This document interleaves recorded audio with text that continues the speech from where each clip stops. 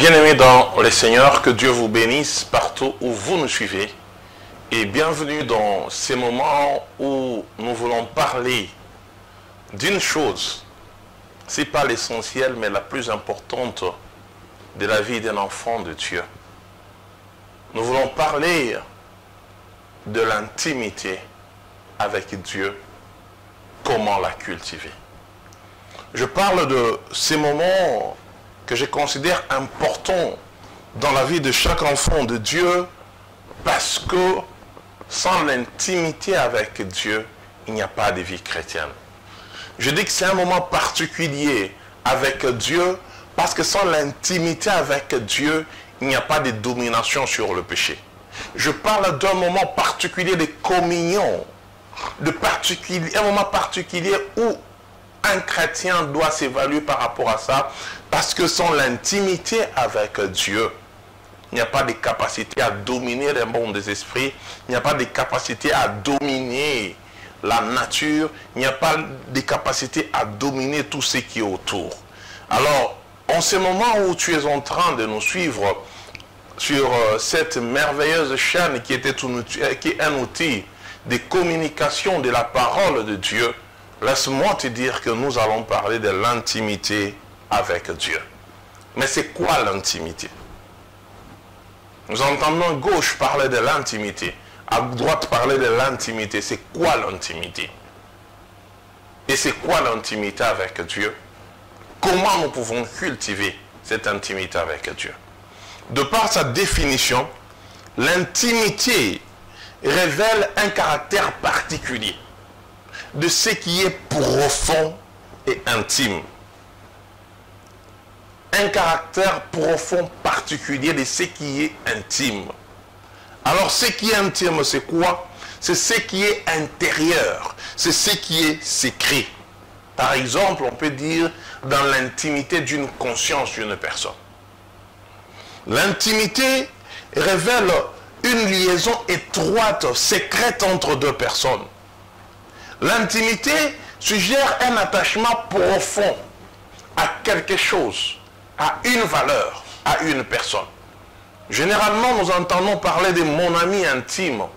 Quand on parle de mon ami intime, c'est-à-dire que c'est une personne à laquelle on est attaché, c'est une personne à laquelle on peut tout confier, c'est une personne qui fait partie de notre moment secret. C'est ainsi qu'en ce temps précis, quand nous sommes en train de parler de l'intimité avec Dieu, nous voulons parler de cette personne qui devient plus proche de toi que de toi-même. Nous voulons parler de cette personne qui s'attache à toi. Nous voulons parler de cette personne sans laquelle ta vie devient insignifiante. Quand nous parlons de l'intimité avec Dieu, nous parlons d'avoir une relation profonde, intérieure, mais aussi parfois secrète. Parce que l'intimité fait référence à un caractère de ce qu'on n'expose pas à la place publique. L'intimité fait référence à quelque chose de particulier qui ne se gère qu'entre un groupe restreint de personnes, entre deux individus, entre deux personnes. L'intimité ne se pratique pas sur la place publique. L'intimité ne se révèle pas au grand public. Voilà pourquoi dans la vie d'un enfant de Dieu, il y a toujours un moment où on est dans la communion avec Dieu en public, mais quand on va dans la communion avec Dieu en secret, ça devient le moment d'intimité avec Dieu. L'intimité, c'est un moment où on révèle ce qu'on est réellement à la personne. L'intimité, c'est un moment où on ne cache rien. C'est le moment où même ses défauts, ses faiblesses sont mis sur la table. Parce qu'on sait qu'on est à deux. On sait qu'on est dans un environnement carré où ce qu'on va dire, ce qu'on va raconter ne va pas sortir. Dans l'intimité, on est là attaché à la personne. On est là en révélant ses faiblesses, en révélant ses manquements, en révélant ses moments de force, en révélant ses gloires, en révélant ses réalisations, en révélant tout ce qu'on est en train de vivre. Parce qu'on est dans l'intimité. Très généralement, l'intimité ne se place pas sur la voie publique, bien-aimé. L'intimité, c'est d'abord et avant tout quelque chose de secret, de particulier. L'intimité ne se pratique pas partout.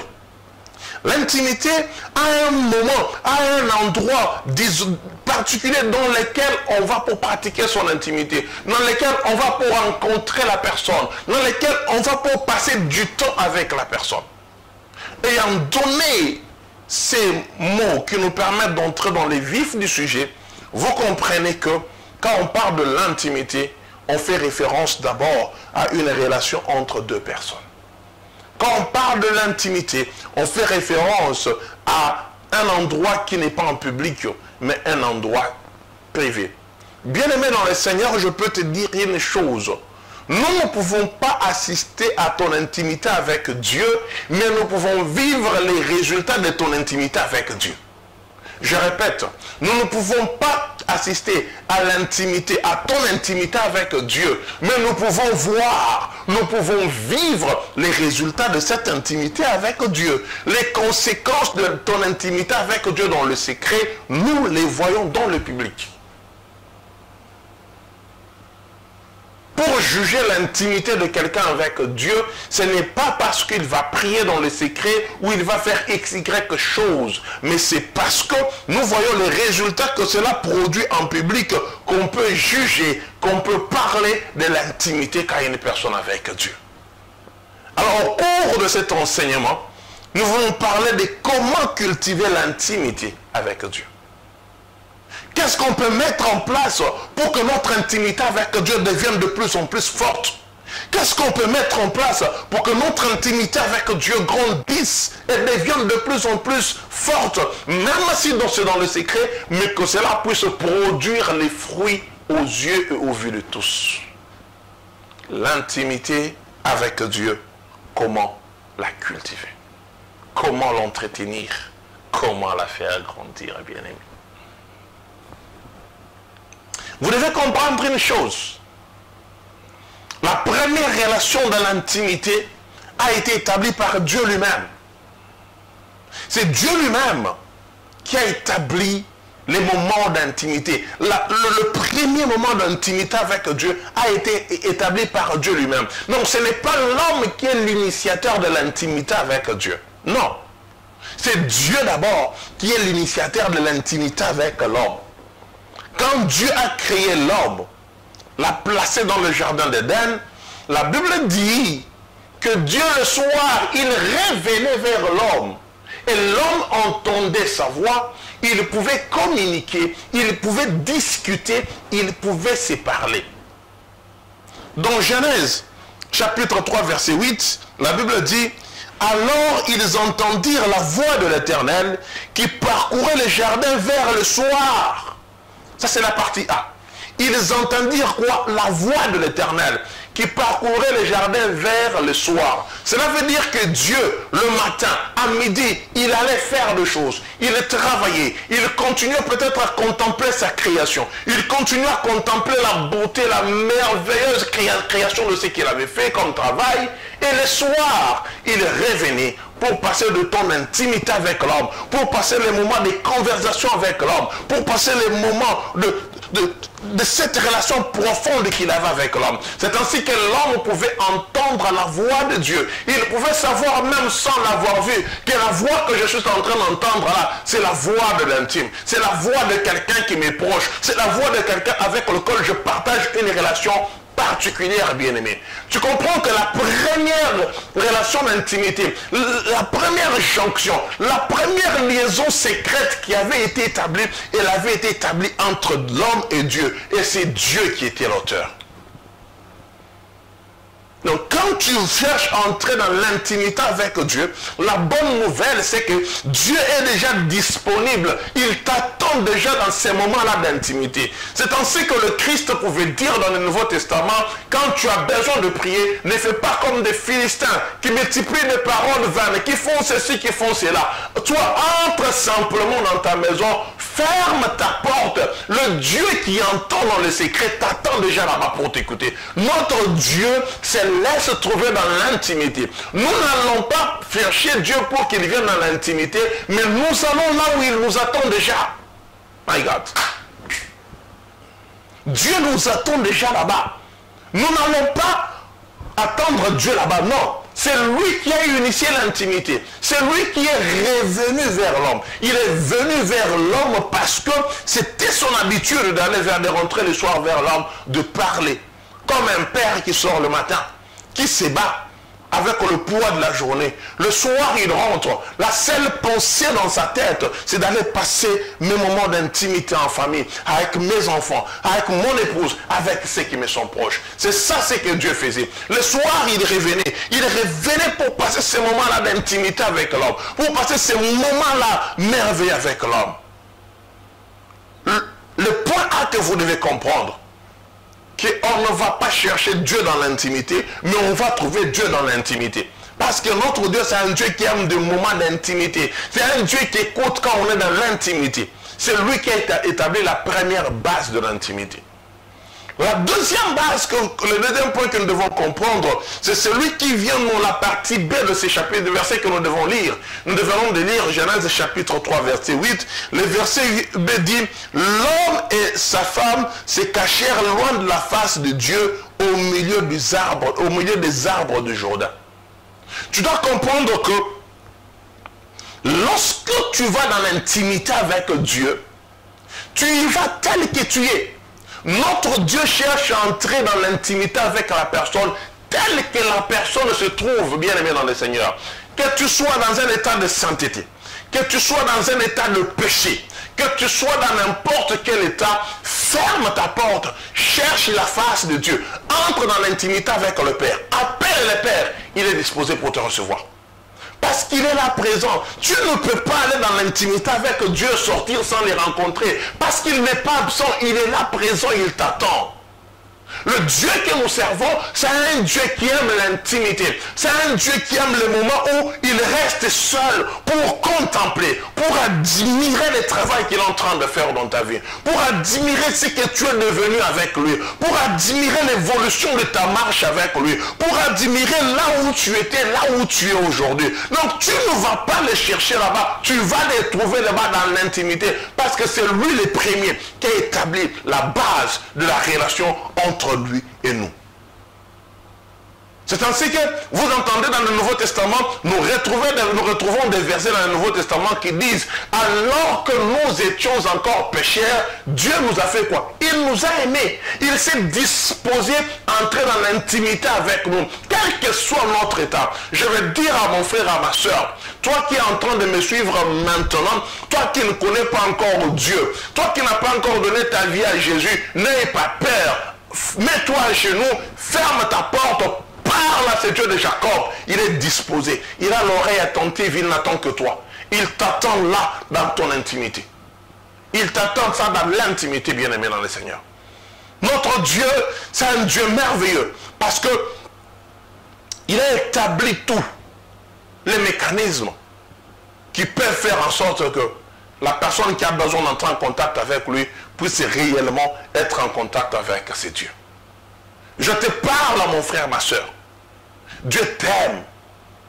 Mais il ne fait pas simplement que ton amour avec lui se limite au niveau extérieur. Non, il a besoin que vous puissiez passer l'étape de camaraderie. Il a besoin que vous puissiez passer l'étape des amis simplement. Il a besoin qu'on puisse atteindre l'étape des amis intimes, l'étape des intimes, l'étape de ceux qui ont une relation particulière avec Dieu, l'étape de ceux qui ont une relation étroite et profonde, solidement attachée à Dieu.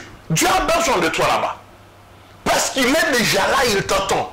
Quel que soit ton état, quelle que soit ta façon de faire les choses, comprends que Dieu t'aime, comprends que Dieu t'attend dans ce niveau-là de choses.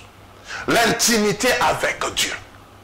Il est le premier qui a posé la base de cette relation intime avec lui. Il est le premier qui a posé cette base. La Bible dit qu'il allait vers l'homme, il allait chercher l'homme, même quand l'homme avait déjà péché.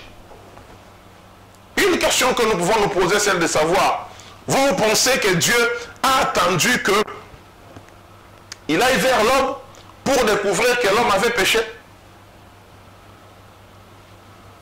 Vous pensez vraiment que notre Dieu a attendu pour aller vers l'homme, pour qu'il aille découvrir que cet homme avait péché? Il savait, parce que notre Dieu connaît tout. Rien n'échappe au contrôle de Dieu. Il savait ça. Mais qu'est-ce qu'il a fait? Il pouvait se dire, bon, l'homme a péché, je reste loin de l'homme, j'ai fait ma vie, je continue ma relation sans l'homme. Mais il est venu vers l'homme. Quand il est venu vers l'homme, quoi qu'il ait puni l'homme pour son état de péché, quoi qu'il ait chassé l'homme dans le jardin d'Éden, mais c'était le jour où il avait établi les plans du salut de l'homme. C'était le jour où il avait montré à l'homme qu'il ne peut pas le rejeter éternellement. Il a activé ce jour-là les plans de la restauration et de la récupération de l'homme. Je vais te dire une chose. Ne regarde pas à ton état. Ne regarde pas à la nature de ta vie. Ne regarde pas la nature de ton état. Saint ou pas saint, pécheur ou pas pécheur, Dieu t'aime. Il a besoin d'établir une relation profonde avec toi. Il a besoin que tu grandisses, bien-aimé. Parfois, nous fournissons des efforts pour abandonner certains péchés simples par nous-mêmes. Parfois, nous avons besoin de grandir par nous-mêmes. Mais on oublie que c'est en venant simplement dans la présence de Dieu, en établissant certainement une relation profonde, solidement ancrée avec Dieu, que les péchés disparaissent. Plus tu es dans la présence de Dieu, plus les choses disparaissent. Parce que quand on établit une relation d'intimité avec Dieu, ce sont des choses que nous ne pouvons que voir, nous ne pouvons que vivre. La première chose que je veux que tu comprennes, l'intimité avec Dieu, c'est Dieu qui a établi la première base. La deuxième base que je veux que tu comprennes, c'est que nous répondons simplement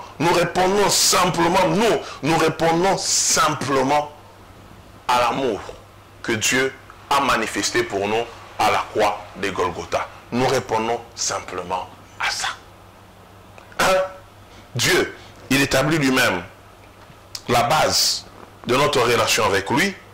Deux, nous répondons à cette base de l'intimité. Quand vous regardez des gens comme Abraham était l'ami de Dieu. Abraham était l'intime de Dieu. Mais quand vous regardez les comportements d'Abraham sur la terre, vous comprenez que c'était un homme comme toi et moi.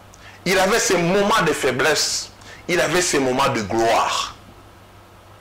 Je vais te dire, mon frère, que tes faiblesses ne t'empêchent pas d'aller dans la présence de Dieu. Car c'est en allant dans la présence de Dieu que ces faiblesses peuvent se transformer en force. C'est en allant dans la présence de Dieu que les faibles peuvent dire « Désormais, je suis fort ». C'est en allant dans la présence de Dieu que ceux qui autrefois étaient dans l'incapacité d'abandonner les péchés peuvent de nouveau abandonner les péchés et mener une relation qui soit une relation véritablement profonde avec Dieu. Je veux que tu comprennes cela. Quand vous regardez Abraham, Abraham était appelé ami de Dieu. Abraham, c'était quelqu'un qui avait une relation d'intimité avec le Père. Abraham, c'était quelqu'un qui marchait malgré son état, qui savait que Dieu existait. Alors, quand nous parlons de l'intimité avec Dieu, nous parlons de l'établissement de cette relation profonde, étroite, intimement liée à la nature de Dieu et à la gloire du Père. Comment cultiver alors cette relation d'intimité? Comment cultiver? Comment faire grandir cette relation d'intimité? La première chose que nous devons retenir pour faire grandir cette relation d'intimité avec Dieu, c'est que l'intimité se développe dans l'isolement. Je répète, l'intimité se développe dans l'isolement avec Dieu. Il y a des choses que tu ne peux voir avec Dieu que quand tu es dans le secret avec lui. Il y a des choses et des paroles que tu ne peux entendre de Dieu que quand tu es dans le secret avec lui. Il y a des secrets que Dieu peut te confier seulement quand tu es en tête à tête avec lui. Quand tu oublies tout le monde qui est autour de toi. Je veux que tu comprennes que même à l'église, même en plein culte, tu peux établir un moment d'intimité avec Dieu. Même au milieu de la foule, tu peux établir un moment d'intimité avec Dieu. C'est le moment où tu oublies qu'il y a tout le monde autour de toi. C'est le moment où parfois, quand tu es à l'église, tu fermes les yeux. Il n'y a plus que toi et Dieu. Il n'y a plus que toi et Dieu. Par moment, tu oublies qu'il y a des gens autour de toi. C'est quand tu reviens dans ta nature humaine que tu te rends compte que tu es à l'église. L'intimité suppose une relation profonde, étroite, solidement ancrée. Mais la première chose qu'il faut que tu comprennes, c'est que, l'intimité se développe dans le secret. L'intimité ne se développe pas dans le public, dans les brouhahas, dans tout le monde, bien aimé. Dans la Bible, il y a des choses qui ont pu être entendues par Dieu, par les humains, que lorsqu'ils sont allés dans le secret avec Dieu. Je prends quelqu'un comme Moïse. Moïse est allé à la montagne 40 jours à la montagne avec Dieu. C'est quand il est descendu de la montagne avec Dieu que les gens ont vu que Moïse brillait. Et pourtant il était là tous les jours avec Dieu. Bien aimé, la clarté, la lumière que Moïse dégageait, il ne l'a pas eu au milieu du peuple. Il ne l'a pas eu dans le culte de tous les jours. Cette lumière est entrée dans Moïse quand Moïse était dans un moment particulier avec Dieu. Quand nous venons dans le Nouveau Testament, nous voyons le même scénario. Le même scénario s'est produit quand les disciples s'étaient isolés avec Dieu. Tout Jésus qu'il était, il pouvait choisir quelques disciples, laisser les autres, aller avec eux dans ces moments d'intimité, dans ces moments où il y a des choses qui ne pouvaient être révélées qu'à ses disciples. Pour preuve, après qu'ils aient vu ce qu'ils avaient vu à la montagne de la transfiguration, Jésus leur a interdit de dire aux autres ce qu'ils venaient de voir, parce que c'est quelque chose qui ne se voit que dans l'intimité avec le Père. La lumière, l'éclat, la beauté de Dieu, on ne peut l'admirer que dans l'intimité. Dans le secret, il y a des lumières qui n'entreront en toi que lorsque tu vas développer cette temps d'intimité, cet temps particulier avec Dieu. Il y a des choses que tu ne vas vivre avec Dieu que lorsque tu vas apprendre à t'isoler, lorsque tu vas apprendre en dehors des réunions communautaires, à avoir tes moments particuliers à toi avec Dieu. Il y a des choses que nous n'aurons que quand nous entrons dans ces moments particuliers avec Dieu, dans ces moments d'intimité avec Dieu. Bien aimé, je veux que tu comprennes une chose. Moïse n'a pas vu le buisson ardent en Égypte. Il n'a pas vu le buisson ardent au milieu de tout le monde. Non, il a vu le buisson ardent lorsqu'il s'était isolé de tout le monde. Apprends à t'isoler de tout le monde. Apprends à te séparer de tout le monde. Apprends à mener une vie d'intimité où tu te retrouves seul à seul avec Dieu.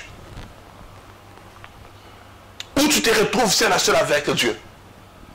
L'erreur que nous commettons, c'est que nous pensons que quand nous allons dans les moments d'intimité avec Dieu, il faut simplement qu'on puisse prier, prier, prier. Non, parfois, il faut aller dans l'intimité avec Dieu, où tu t'assois simplement. Tu es juste en train de penser à combien il est merveilleux, c'est Dieu. À quelle beauté il représente pour ta vie. Où tu vois simplement sa gloire, où tu vois simplement sa nature de Dieu, où tu contemples simplement sa beauté, sa perfection, où tu es là, tu lui dis Seigneur, les mots me manquent pour te dire ce que tu es, mais du plus profond de mon âme, je sais que tu es le Père. Du plus profond de mon âme, je sais que tu es ce qu'il me faut.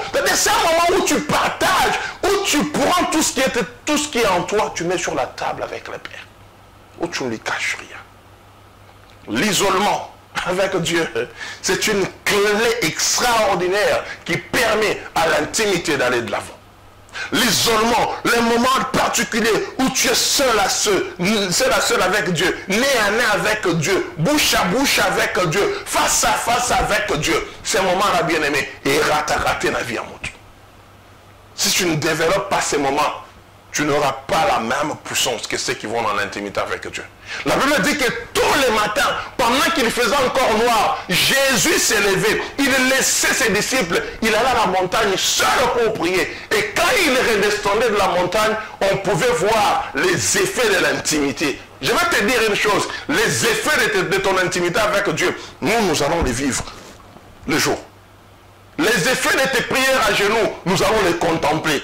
Les effets de tes prières en secret, nous allons les voir en public. Alors, Commence par remporter la bataille de l'intimité avec Dieu en secret. Tu verras que ton public, tu verras que l'extérieur changera pour toi. La première clé, bien-aimée, qui fasse que nous puissions cultiver l'intimité avec Dieu, c'est apprendre à rester seul à seul avec Dieu. C'est quand on restera seul à seul avec Dieu que nous serons en mesure, de voir, nous serons en mesure d'entendre, nous serons en mesure de voir cette lumière du Père entrer en nous, nous transformer pour nous permettre, bien-aimés dans le Seigneur, de vivre une relation particulière, mais aussi profonde avec Dieu. Je ne sais pas ce que tu traverses, mais là où tu es, que la lumière de Dieu pénètre ton corps. Que ce Dieu de l'intimité t'attende lorsque tu ouvriras tes moments d'intimité. Je ne connais pas ton état, mais je peux te dire que Jésus t'attend dans l'intimité telle que tu es. Dieu t'attend dans l'intimité telle que tu es, parce qu'il a besoin d'établir une relation profonde et secrète avec toi. Que le Dieu de la Bible te bénisse, que le Dieu de la Bible te fortifie, au nom de Jésus. Amen.